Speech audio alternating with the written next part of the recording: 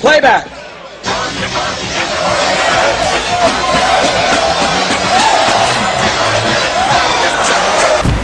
Hello. Well, as you may well know, on this past Saturday, February 11th, D.C. Mayor Vincent Gray had his One City Summit. And during that One City Summit, there were about 2,000 people there. And when we walked in, they gave us each a small keypad so they could do some instant polling. And they did a bunch of different questions through instant polling. And the issue of affordable housing came up as a concern at least 10 times throughout the course of the day. And it became very obvious that a lot of folks were concerned about the lack of affordable housing here in Washington, D.C. Other issues that came up a lot were government corruption and income inequality.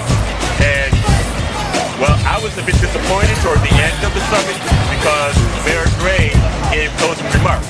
And during his closing remarks, he actually didn't mention the word affordable housing.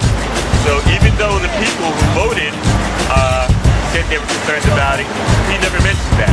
And that was the number one concern. But he went through his mental list of different things that he realized folks were concerned about, but he never mentioned that one. He did say something about how he realized folks want to be able to live and work in D.C. And so in a roundabout way, he did mention the affordability issue, but he never said those two words. And I was sitting there in my seat just saying during his remarks, say affordable housing, but he disappointed me. And so I'm kind of suspicious about that. I'm thinking that even though 2,000 Washingtonians weighed in, some were from outside of D.C., but the majority were from D.C. And so over 1,000 Washingtonians, by all means, gave their opinion about what needs to change in the city to make it one city, to make it a unified city. And yet, it seems to me that Mayor Gray has his own agenda and that he's going to table what we said to him and he's going to get his own thing going on. And folks are already talking about the fact that affordable housing was such a big issue.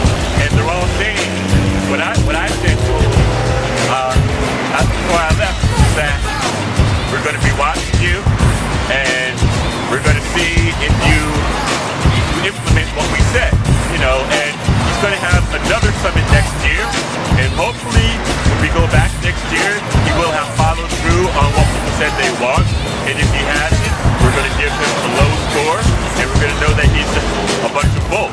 And so let's hope that he follows through.